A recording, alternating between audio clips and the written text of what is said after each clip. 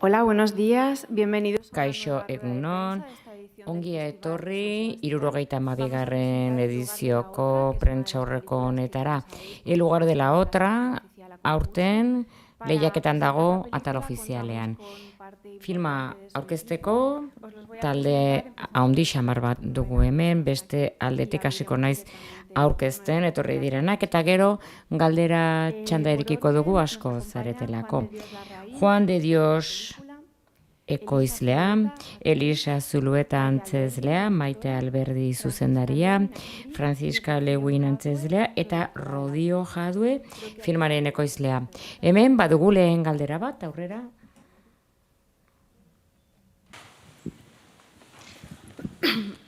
Hola, buenos días, Gabriela Bravo de Kaixo, Chile. egunon, Gabriela, Kulturizar Txiletik nator, zorionak Maite, eta talde osoari, zuen firmagatik eta nire galdera da, zuk nazioartean ezagutu zaituzte beti dokumental egile gisa. Jakin nahi nuke zerk eraman zintuen lehen fikzio hau egitera, eta nola sentitu zinen zuzendari gisa, antzez lehen zuzendari gisa lehen aldiz.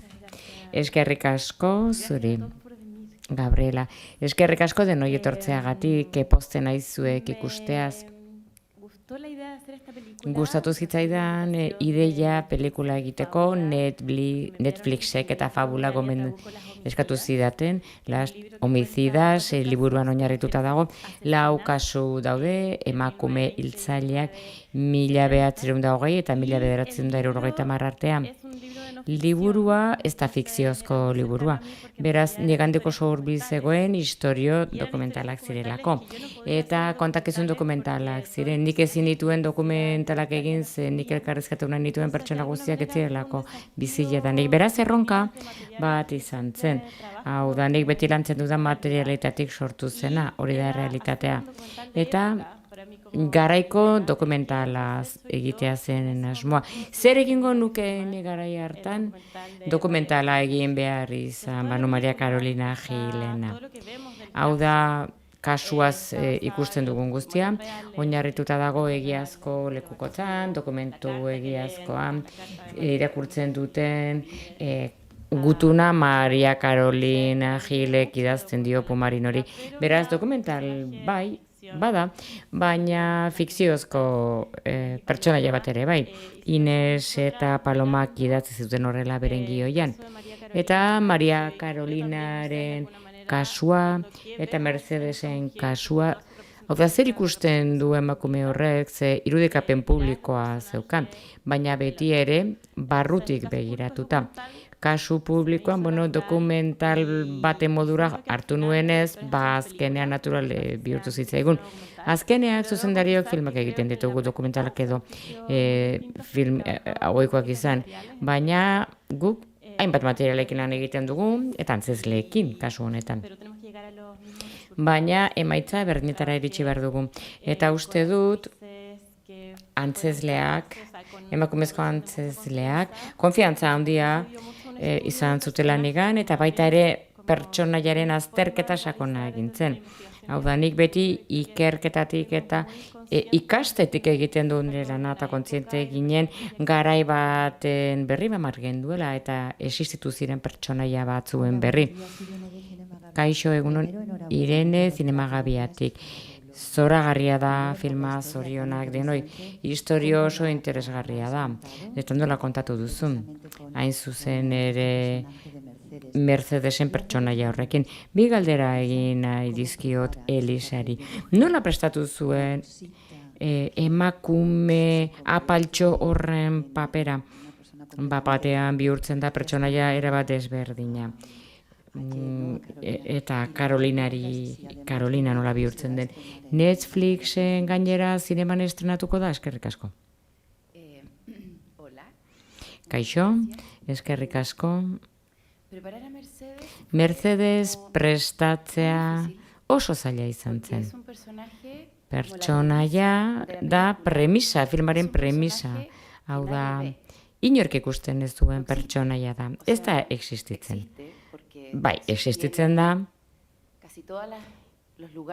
ia bea bizi den leku gehienak bizire egiteraute berari esker. Berari esker jaten da, epaitegia funtzionatzen du, berari esker bera da, berek egiten du guztia, baina inork ez du ikusten. Eta pertsonaia batera ikitzea, desagertuta dagoena zaila da, antipremisa bat da azken batean. Eta uste dut nik asko landu nuena, eta asko lagundu zidana izan zen Maitek duen dokumentalista begira da. Egia bilatzen du aurkitu arte. Hau da, ez du planoa baiezkoa ematen egiazkoa izan arte. Dokumentalista da hori nahi du. Eta horregatik konfiantza handia izan nuen zuzendariarengan beresku jarri nintzen. Eta kontzentrazio meditatibo batean egon azken batean. Eta energia minimo batekin, baina euneko kontzentrazioarekin. Horrela eraiki nuen pertsonaia. Egun osoan, filmaketa osoan kontzentratuta egon nintzen, oso kontzentratuta. Maila altuko kontzentratuta, baina energia gutxirekin. Etaldeak ni ez ikustea, horren beste kafe ez eskaintzea lortu nuen. Hau da, telefonori gabe. Hau da, ni egun osoan nengoen telefonori gabe.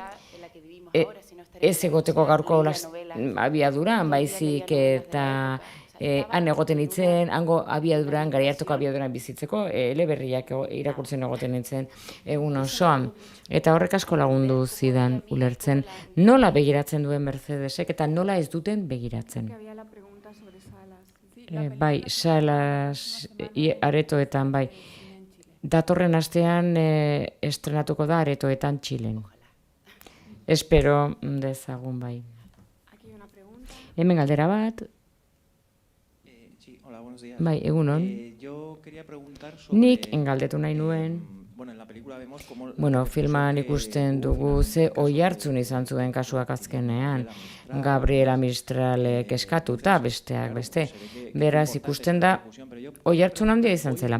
Baina galdetu nahi nuke gaur egun ezagutu egiten da kasua. Hau da lanean ari zinetenean proiektuan. Jendeak ezagutzen zuen gertatutakoa kasu honetan. Eta ez zen horrela izan, nola izan zen jendearen erreakzioa dena argira atera zenean. Eskerrik asko galderagatik.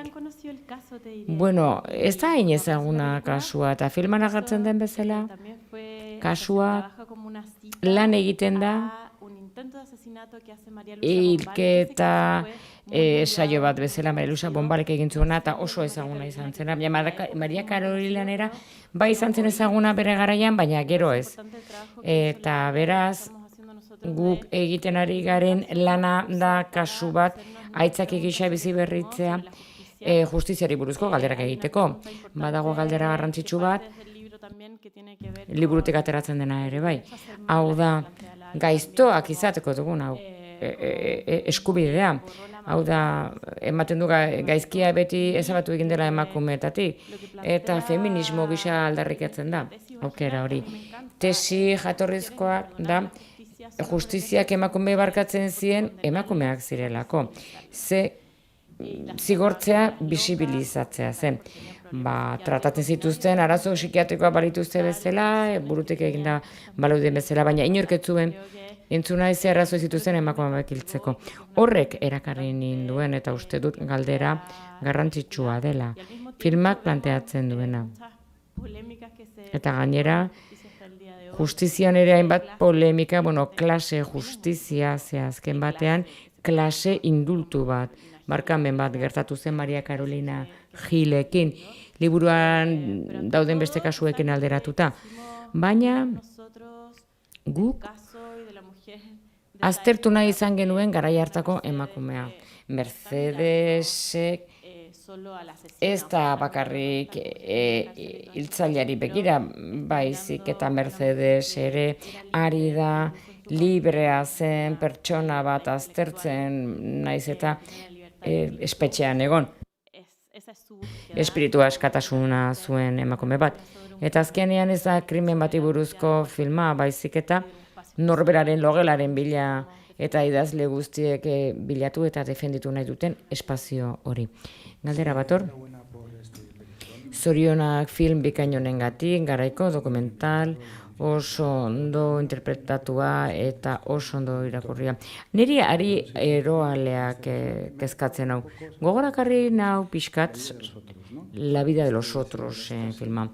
Hau da, estasiko gizona, esaten duena, bueno, Brecht badago, musika klasika badago. Beraz, hemen, zentzu horretan, En el lugar de la otra, eleberri badago, oso pertsona bizkorra da. Emakumea denez gero ezin du promozionatu, bere etxea dagoen bezala, baina uste dut asmatu egin duzuela ari eroalean. Hau da, hor ikusten da emakumeren ikusezintasuna. Protagonista nagusian, ez bakarrik kasu historikoan, Mercedesen pertsonaia fikzioa dela imaginatzen dut. Eta horrek eusten dio dokumental honi. Hau da garaikoa, baina fikzioare bai. Zorionak protagonistari lehen iruditik gelditu naiz harrapatuta, bere antzezpen bikain horregatik. Eta jakimin bat. Badakizu Zulueta hemengoa bizena dela? Bai, noski, ni hemengoa naiz. Eskerrik asko. Bai. Ados nago zurekin. Filmaren begirada benetan asmatzen duen begirada. Protagonistak dira emakumeak bere lekua bilatzen idatzi ahal izateko. Maiterena ere bai, talde osoarena. Oso interesgarria da. Maria Carolina Gili buruz dakigun guztia da gainerakoek duten iritzia.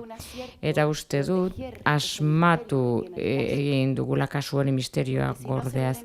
Ze bestela, injusto izango litzateke horrela egin izan balitz. Maria Carolina Gilek oso ondo interpretatu duena, beraz, uste dut, bat nator zurekin, misterioan utzi behar dela, berari buruz esaten den hori.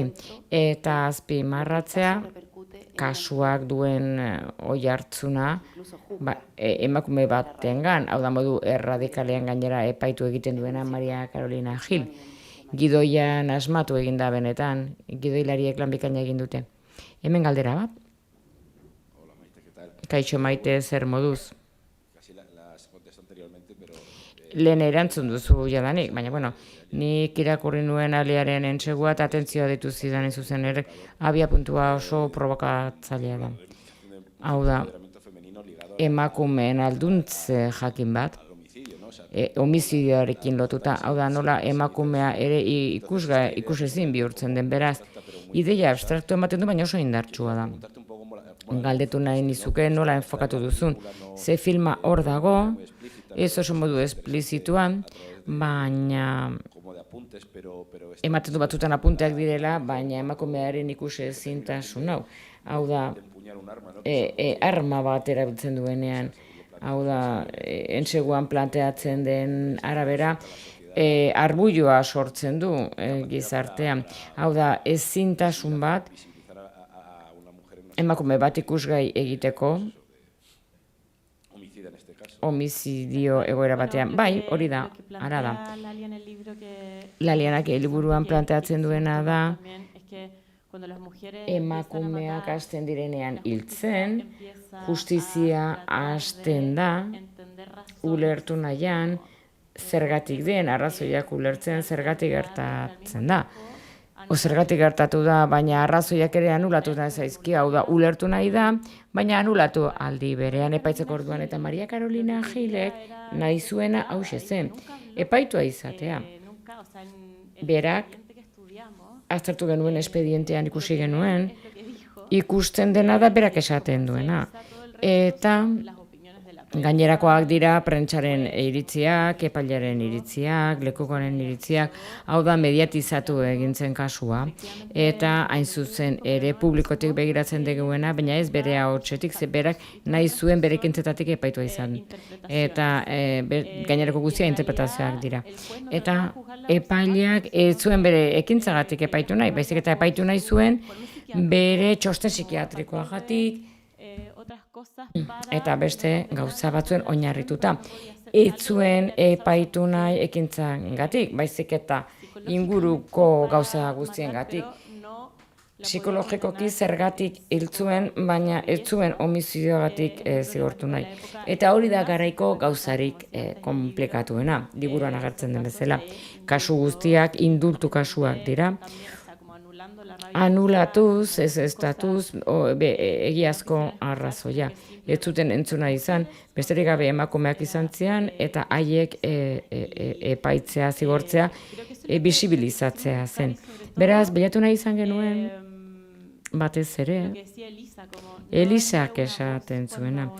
Hau da, ez zaion arrazoi bat eman nahi, boza eman nahi, ez zuterako konsideratzen bazuenik, krimen bat egin zuen, eta nahi zuen horrela tratatzea. Ez du indultua eskatzen, Gabriela Mistralek eskatu zuen indultua.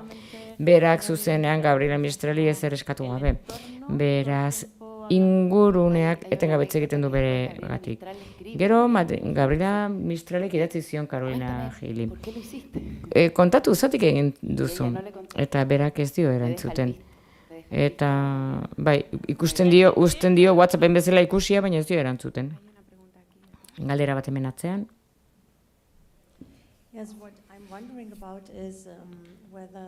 Bai, hauxe ari naiz pentsatzen. Delitu edo krimen hau, edo emakumearen jarrera hori, Txilen eta Hego Amerikan oro har. Kontatu diguzun bezala, elkartasuna zegoen kasu honetan emakumeen artean, gutxienez idazleen eta artisten artean, ze nire ustez, antzeko kasu batean, duela 6-7 urte, Ella Brunner Alemanian, agian entzungo zenuten, eskandalo handia egon zen, krimen baten ingurua, emakume noble bat salatu egin zuten hitzaile gisa, eta bere bizitza osoan, bizitza osorako kartzela espetxera bidali zuten, behar bada ez zuen krimen hori egin, baina horrelako zuek erakusten duzuen pertsonaiaren antzeko bizimodua zuen, emakume aleman honek ezkongabea zen, ez zegoen ezkonduta beste modu batean bizi zen. Eta beraz, Alemanian nire jaioterria, nik uste dut emakumeen mugimenduan zerbait egin zutela, baina geroagoa hasi zen 70ko hamarkadan. Hau da, gizartea oso asko zer kontserbadoreagoa zen, esate baterako Latinoamerikan baino gehiago bat duzu iritzirik esan dudan horren guztiaren inguruan, eskerrik asko.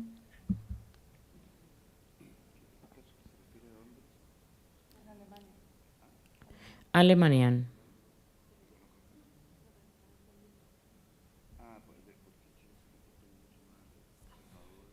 Respecto a estos casos que ocurren en Alemania. ¿Pero qué hicieron en Alemania? Un caso de una mujer que fue condenada por el asesinato y estuvo mucho tiempo presa. ¿Estuvo presa? Sí. ¿Por qué fue más conservadora en el perdón? Porque Vera Brüner was a very great Iga Brüner eskandalo handi bat izan zen. Uste duzu Alemania konserbadoreagoa dela Txile baino gehiago, horrela ematen du. Ze Alemanian emakumeak oso gogor tratatu zituzten. Bruma Andrea espetxera joan zen bizitza osorako. Eta egin zen film bat bere inguruan. Eta ulertu nahi dut. Txilen edo Hego Amerikan emakumeak askoz ere gehiago, elkartasun handiagoa erakutsi zioten elkarri, ez dakit, iruditzen zait, kasu isolatua da edo herrialde osorako. Joan den mendeko emakumeen kasu horietan, krimen batek etema zuten emakumeak, denak barkatu egiten zituen legea kasu guztietan. Joan den mendean, ze teoria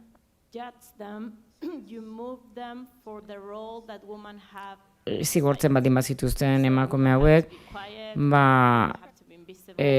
emakumeak ikusezinak izan bartzuten eta hori zen teoria eta gizartean ez zuten agertu behar eta horregatik barkatzu zituzten filma liburu horretan oinarritzen da eta horregatik indultua orain guztiz kontrakoa gertatzen ari da Txilen. Emakumeak zigortu egiten dituzte askoz ere bizkorrago gizona baino.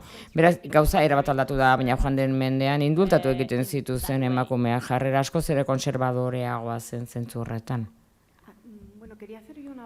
Nik galdera bat egin nahi dut, denok hitz egin dezaten. Frantziskari galdetu nahi diot, uste du zure pertsonaia oso ederra dela, baina komplikatua dela lantzen antzezpenetik. Ze harengan proiektatzen dira mundu guztiaren iritziak, hau da boterearena, komunikabideena, baita ere Mercedesena, bere antzezpena ateratzen du hau da zein den emakume hau. Baina zu antzezle gisa nola planteatzen duzu pertsonaia hori? Hau da pantalla bada eta mundu guztia beregan proiektatzen du. Baina emakume oso indartsua izanik ez du aukerarik bere burua azaltzeko. Galdetu nahi dizut antzezpen maila nola landu zenuen pertsonaia. Bai maila pertsonalean eta maiterekin eta zure lankideekin. Eskerrik asko. Eskerrik asko. Kaixo? Lehenik eta behin ikerketa lan bikaina irakurri nuen, hor berreskuratu zituzten artxibategi asko, eta Maitek esan duenen aritik, bere dokumentalista lan horretatik abiatuta berak esan duen bezala. Eta hor murgildu nintzen ikerketa material horretan, hemen esan den bezala pixkat, kontatzen du Maria Carolina Gil zen, eta beraz harreman zuzena izan nuen pertsona horrekin, ze iritzi kontrasarkora asko daude, prentsa zegoen batetik, baita ere liburua, ikuspegi bat erakusten duena, baina denak interpretazioak dira. Eta oso interesgarria iruditu zitzaidan defendatu alizatea bere misterioa eta bere isiltasuna, ze gainera uste dut berak egin zuenaren zati bat ere misterioa izaten jarraitzen duela berarentzat. Berak ez zuen ezkutatu nahi izan, baina ekintza hori dezifratzen zaila da. Filman hori ikusi egiten da, nola berak egiten duenean, erreakzionatzen du oso modu nola esango nuke, espero genezakenaren kontrako modu batean. Eta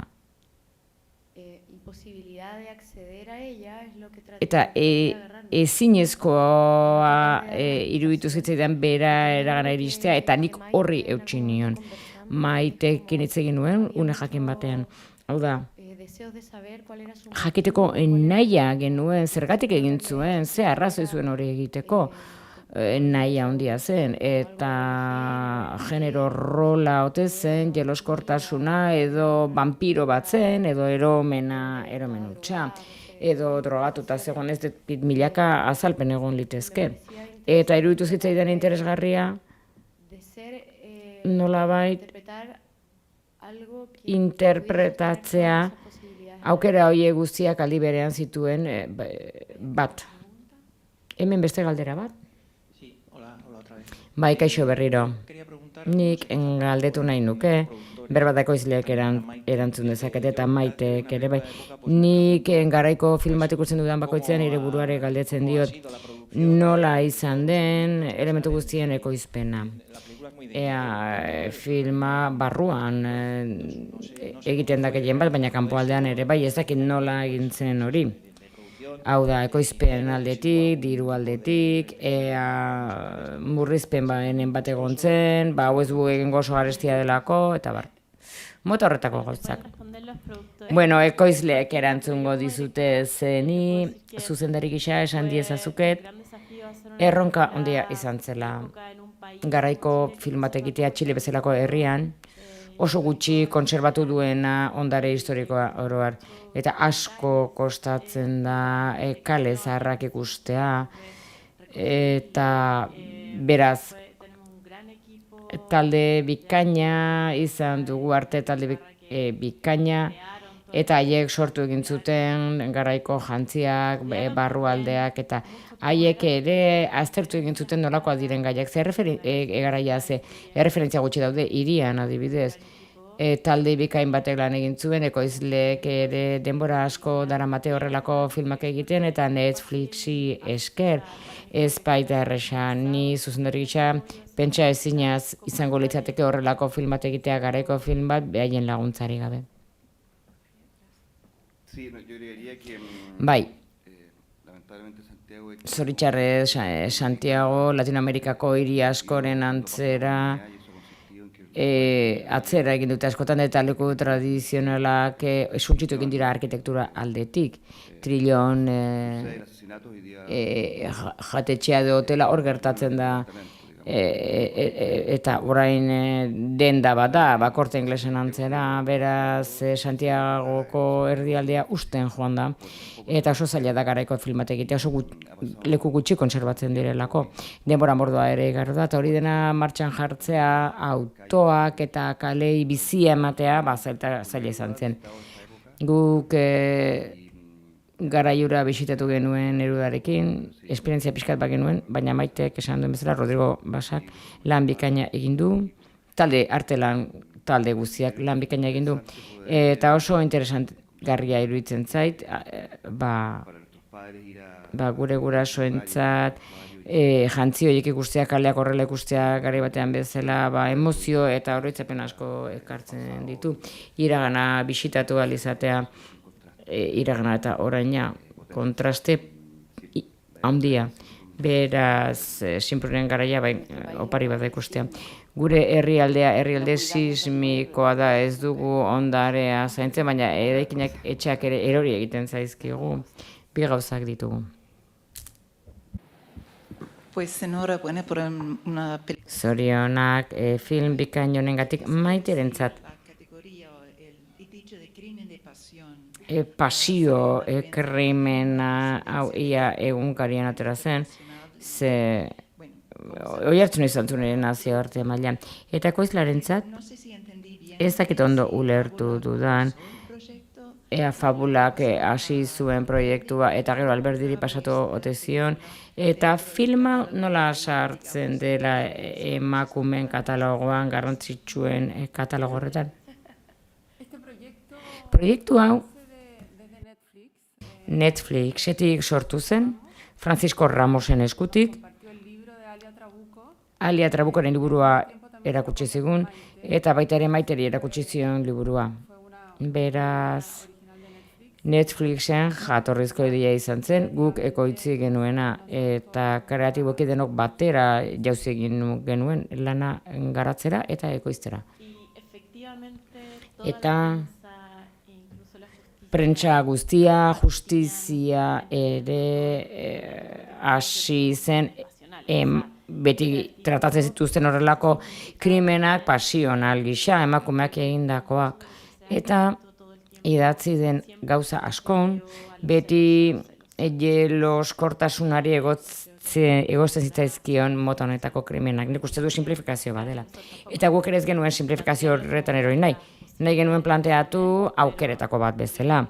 Baina ez genion boza eman naiz, erantzun bat eman beharko genioken Maria Carolina Gilete kontatzen bat genuen, eta erantzun hori ez genuen. Beraz, krimen pasionala zen ertzetako bat. Baina garaiko kasu guztiaek beti bideratzen zituzten krimen pasionalera.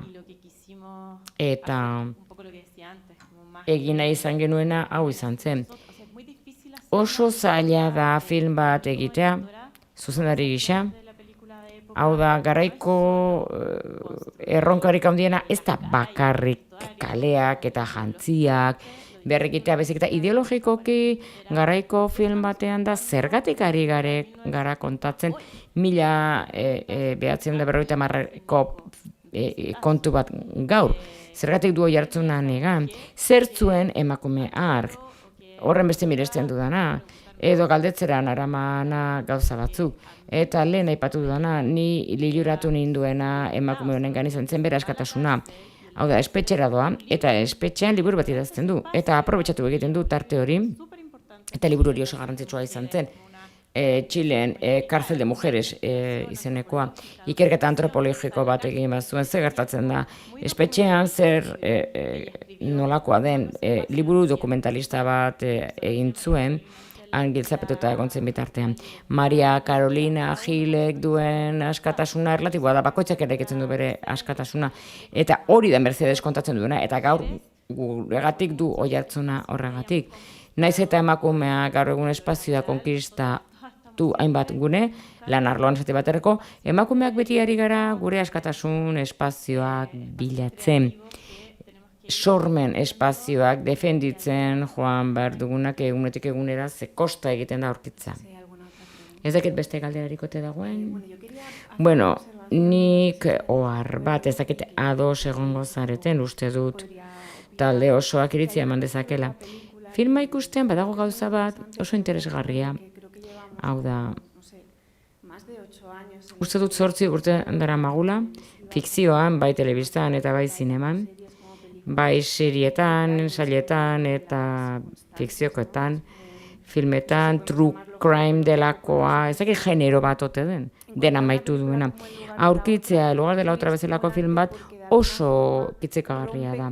Zen nolabait hautsi egiten du, klitxeak, gaur egungo true crime delakoa gainditu egiten du.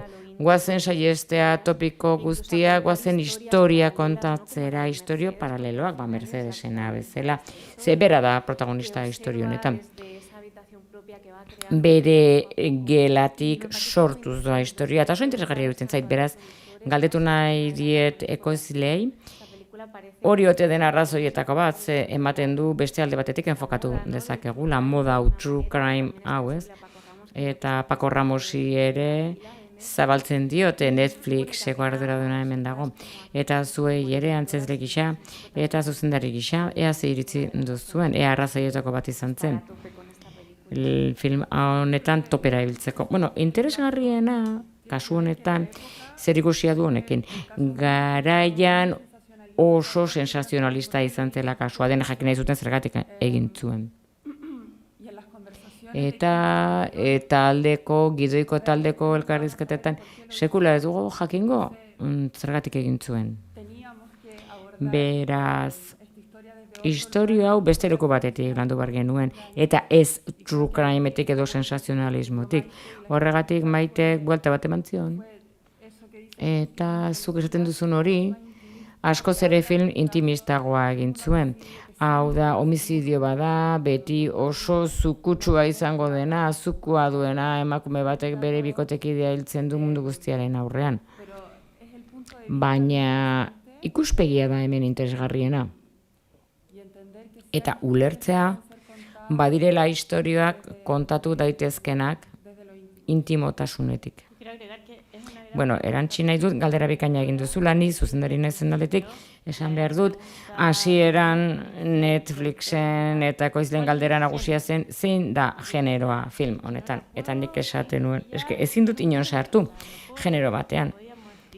Ezin genuen idatzi, eta esan, true crime bada, drama bada, eta eskerrak eman nahi dut ere bai, ze denek utzi zidaten film bat egiten non generoak elkarrekin dauden. Eta garrantzitsua da ulertzea, bizitzan zinema hau ez, dokumentalak baita ere. Nik errealitateak eraikitzen ditut. Nik ezin dut inoiz esan dokumentala drama da edo komedia da, bizitzan dena dago nahasia. Beraz, dena horrela gertatzen da, eta horrela gertatzen dira istorioak elkarrekin eta batera dauden generoekin. Hori da realitatea, true crime, komedia, drama, denon nolabaiteko distirak dituena. Nik erantziko nuke garaiko filmak egiten ditugunean, bat baino gehiago egin ditugu. Lehen galdera beti izaten da zergatik joan iraganera, zergatik bisitatu iragana. Eta erantzuna ez bada gaur egun oihartzuna izateko, hor ez da bide egokiena. Hau da, horrek ez badu oihartzuni, hobe da ez egitea. Eta ari gara film bati buruz, aipatzen duena zergatik emakume batek egiten duen krimen hori, eta krimen berekengo balu gizon batek beste tratu bat izango luke. Kontestu batean, 1935 lortu zuten emakume botoa geroago gertatu zen. Beraz, une horretan gertatzen da, Maitek bidaia hori egiten du talde osoarekin atzera, eta gaur egun badu oihartzuna eta garrantzia. Azaltzen duelako nondik gatozen, orain aldian. Gauzak asko aldatu dira, oraindik espazio batzuk gelditzen dira, baina kontraste batekin ari izan dugu. Hemen beste galdera bat. Bai, zorionak filmagatik. Prentsaurreko amaitzen ari garenez, filmaren amaierara joango naiz eta galdetuko dut Billie Holidayren abesti horri buruz ABC in You. Begiradan aldago dena, bai. Bai, emakumeak elkarri begiratzen diote. Begirada da gai nagusietako bat, eta zenbat behar dugun emakumeak role modelak izatea, eta beste adibide batzuk begiratzeko. Lanean, amatasunean, nola partekatu esperientziak. Uste dut guk emakumeak Maria Carolinari begiratzen diogula ulertu ahal izateko. Mercedesek begiratu zuen, behar dugu elkarri begiratu emakumeak izateko, hori da modu bakarra esperientziak partekatzeko begiraden bitartez. Bai, eta abesti horrek hori erakusten du. Interesgarria da ere, nork bere buruari begiratzen dion pertsonak ez da perfektua, ez da ideal bat, bai, emakume emantzipatua da, baina espetxean dago, norbait hiltzuen pertsona bada, sufritu egiten du, beraz horregatik egiten duena. Baina horrek utzi egiten dio, Elisaren pertsonaiari munduan duen posizioa mugitzea. Lankideak egin duen galderaren arira badago gauza oso interesgarria filman. Ez dezagun ahaztu inoiz idazle baten istorioa dela. Eta literatura oso presente dago liburuan etengabe. Eta denean istorioan. Maria Carolinaren istorioan, baina baita ere Gabriela Mistral egiten zaion aipamenean, Marilusa Bombay. Baina gustatzen zaitze jarraitutasun bat du. Guk gure elkarren artean irakurtzen ditugu gure lanak, begiratzen dugu elkarri komentatu pixka bat. Ze zaila da alderdi literario hori aurkitzen. Badira biopik batzuk, ez dutenak hitz egiten gauza horietaz. Baina ben oso polita da, elkarren artean irakurtzeko ideia hori, emakumeen artean protagonistak liburuak ukitzen ditu, harribitxi bat balitz bezala eta identifikatu egiten da horrekin. Maite nahiko genuke ere, modu literarioan ere, filma aurkeztu. Zuek nahi duzu erantzun? Hemen daude. Ez dakit, bueno, beren ordez hitz egin dezakedan. Ines ere idazlea da. Filma hasten da liburu batetik. Gure protagonistak idatzi egiten zuen, beste idazle batzuk emakumeak ibertzen zituen. Hau da, kontua da, elkarri begiratzea, irakurtzea, film hau, bueno, atzeren gotu berriro, idazketa askatasun gune bada, IES-erako gune bat. Idaztean eta irakurtzean, hori da kontua. Hau da, ze askatasun oparitzen dizun liburuak azkenean. Eta ez zegoen internetik. Liburua da munduaren atea, liburua da literatura da, begiratu behar den atea kanpoan zer dagoen jakiteko, eta Mercedesek ez du ezertxo ere ezagutzen. Eta liburua irekitzen zaio, eta gauza asko irekitzen zaizkio aldi berean. Beraz, milioika ate dira, irekitzen direnak eta berak ezagutuko dituenak. Eta baita ere, zerbait interesgarria pasatu zitzaigun ze Maria Carolina Gilen liburu guztiak irakurri genituen. Eta, bueno, esan genuen, uler dezagun bere literaturatik. Eta ez genuen erantzuna aurkitzen, ze azken batean fikzioa ere bada eta bera ere sortzen ari da. Beraz, guk planteatu nahi genituen erantzuna, Eta ez genituen aurkitzen. Esperientziak besterik ez. Hemen galdera bat gehiago? Eskerrik asko. Ez badut galdetzen, paretetatik anigoko naiz Maite Alberdirentzat, zein da duzun hurrengo proiektua. Fikzioa, dokumentala, zerbait kontatu dezakezun. Eskerrik asko eta barkatu ez delako filmeari buruzko galdera bat. Bueno, ezin duk gehiagik kontatu hurrengo proiektuei buruz, baina film honek oparitu egin ziala, forma berriak probatzeko esperientzia, eskerroneko naiz beraz, uste du nire hurrengo proiektuetan, nahastu egingo ditut formak eta ulertu zere generoak gurutza daitezkela, eta film batek bi gauzak izan ditzakela. Bai. No te digo voy a hacer una cosa a la otra. Ez dizut esango zer egingo dudan, baina bai, generoak gehiago zeharkatuko ditut. Ez dakit galdera gehiagorik ote dagoen, ez? Bueno, ez bado galdera gehiagorik, eskerrik asko taldeari, hemen egoteagatik, eskerrik asko.